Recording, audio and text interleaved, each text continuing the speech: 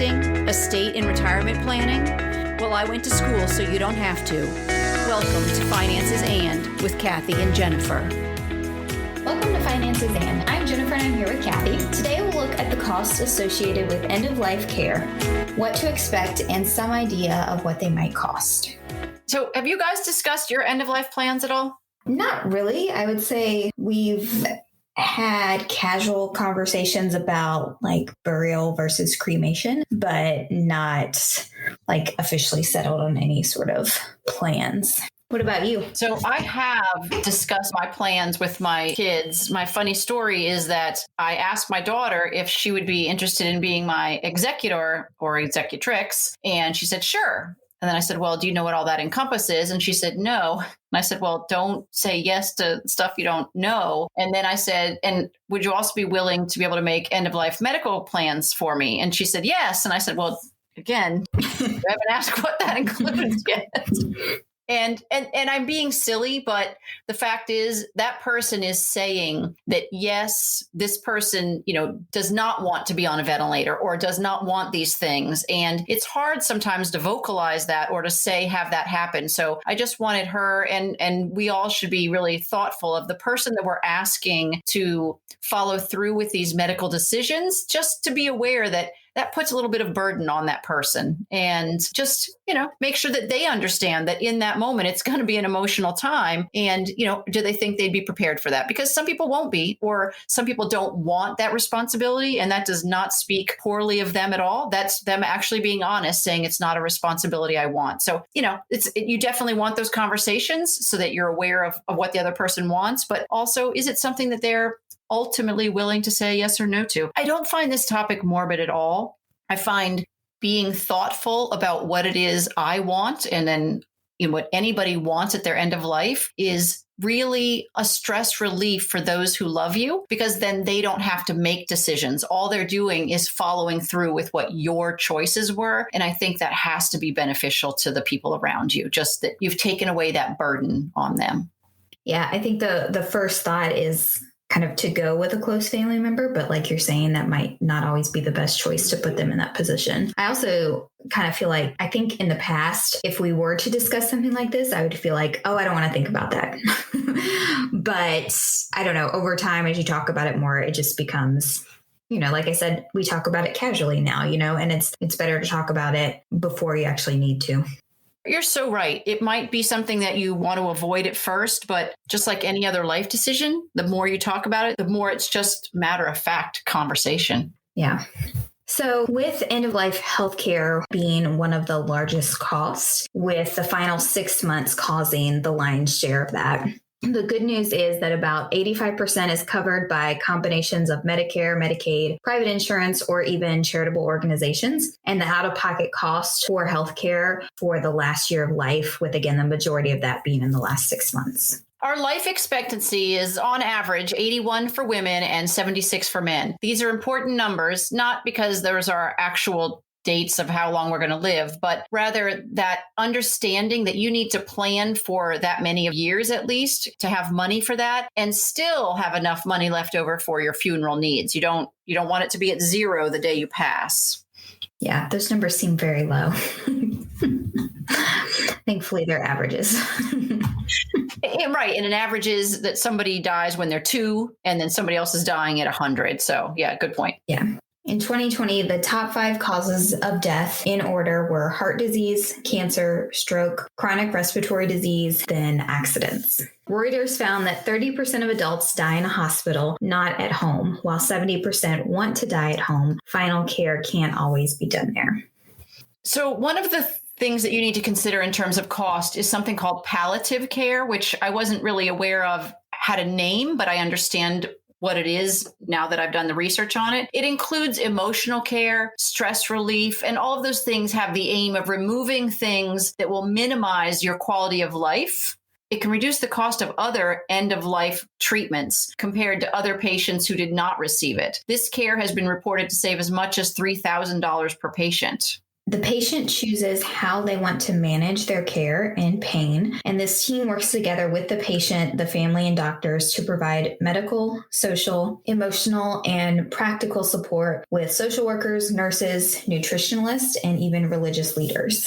So palliative care is really specialized care for those living with a serious illness. It provides relief from the symptoms and stress of the illness, but it's not to cure you. It's going to provide care based on the needs of the patient and not the prognosis of the patient. It relieves suffering to provide a better quality of life for the time left by giving relief to pain, depression, fatigue, nausea, etc. Things that make the time left harder to bear. So this may happen in hospitals, nursing homes, outpatient care, or even in your home. Both Medicare and Medicaid cover this care along with Veterans Affairs. However, private insurance may not. So it's another thing to keep in mind when you're choosing your health coverage. This type of care is not instead of treatment, but in conjunction with a patient's chosen curative actions planned at diagnosis. And this can include assistance in the home for the spouse or even family caring for them. Palliative care transitions to hospice care when it appears as though there will be fewer than 6 months left to live.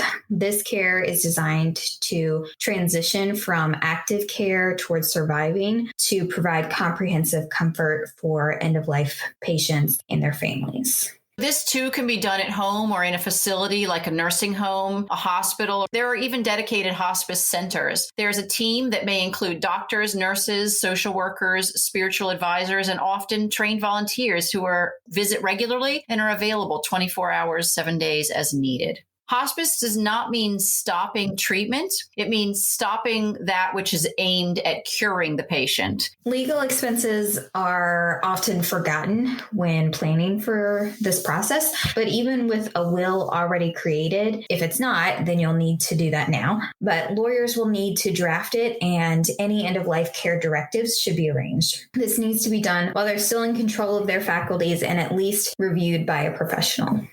Right, because you can just write a will on a piece of paper and that will be accepted legally, but as much as you can to get a legal person involved, just not because it won't be legal if you just write it on your own, but they're going to be able to think of things you haven't even thought of. And you might as well take advantage of that, and get everything that you want done planned out for. You're going to want to make sure that the will is in place and probably a durable power of attorney with medical power of attorney and even an advanced medical directive. A will directs who gets your possessions and your assets. In other words, who do you want to get your property, your money, or your land? And anything you actually own, like cars or even insurance, needs to be assigned a beneficiary. If need be, your children's guardians will also need to be named at this time.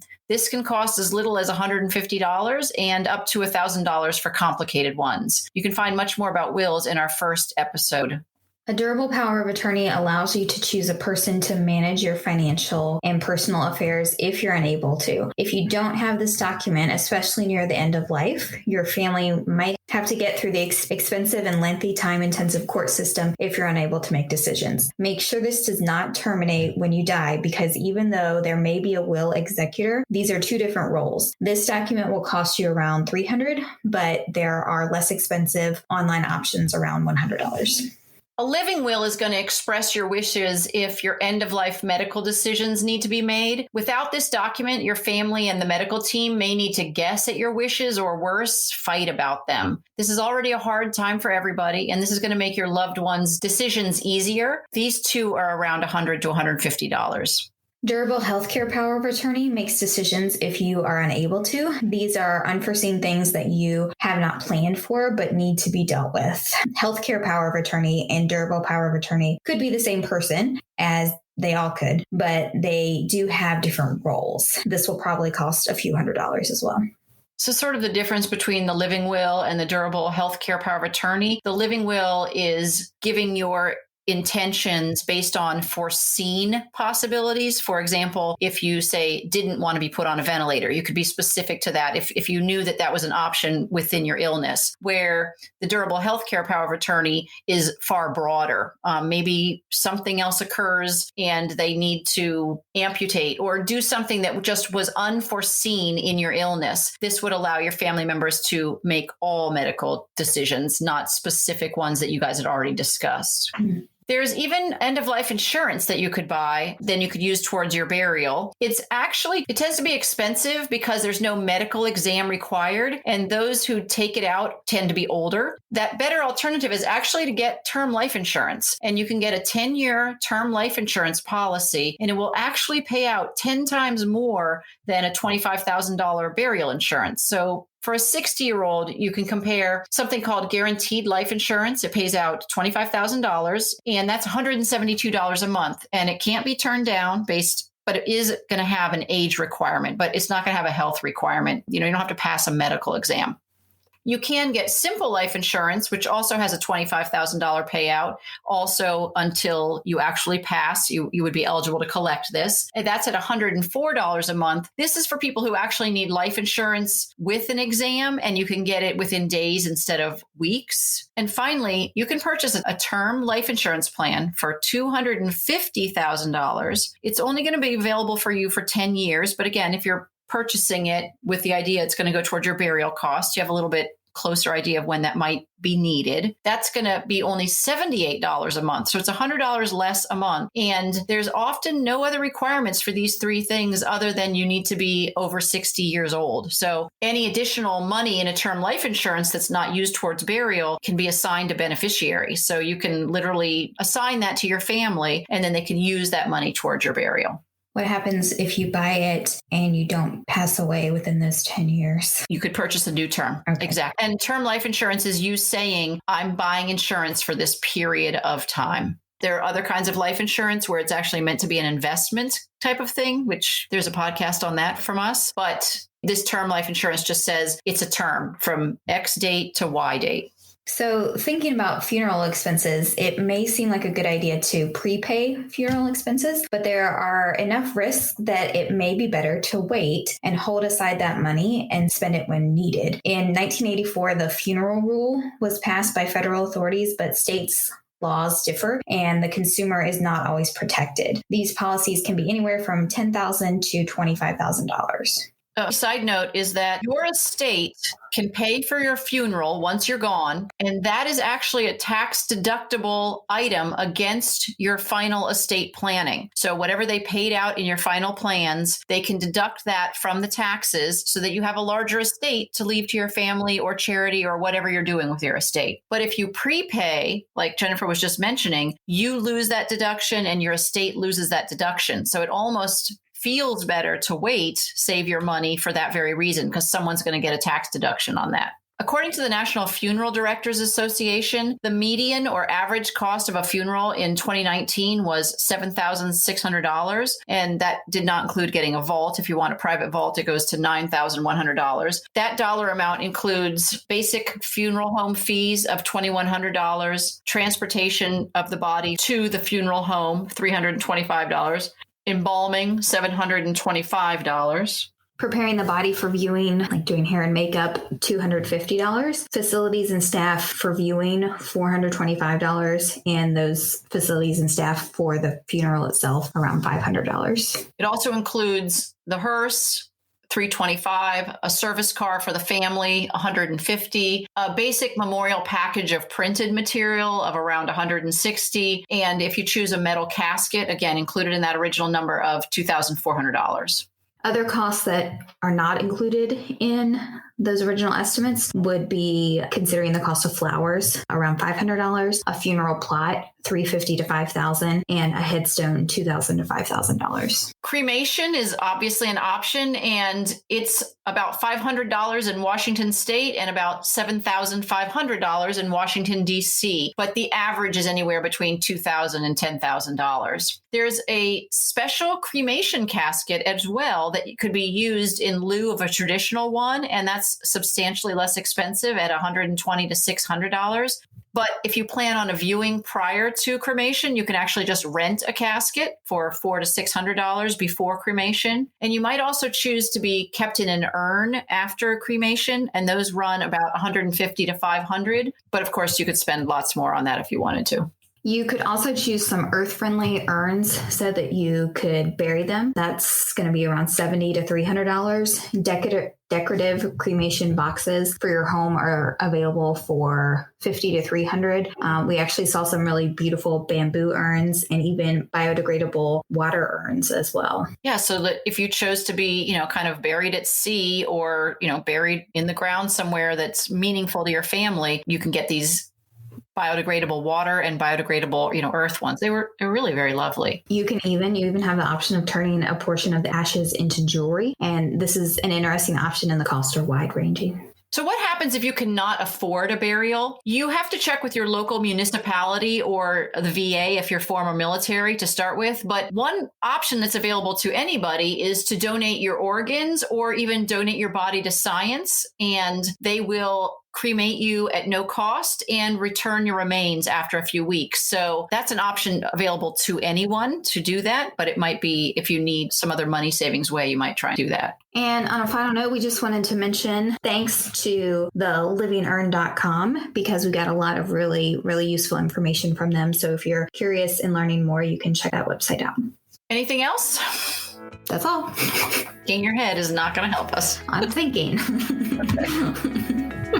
Thanks for listening to Finances and End of Life Costs. We know you chose to listen and we're grateful. If you enjoyed this episode, please follow or subscribe for free in your podcast provider and share your favorite episode with a friend. Consider leaving a review because it brings financial education to others and it helps people find us more easily. Thank you, 2021 Financial Queen. Thank you very much. Please let us know what questions you'd like answered or any other topics you'd like us to cover by going to our website at financesand.net and leaving a message. You can also grab our infographics right here in our show notes or at the website.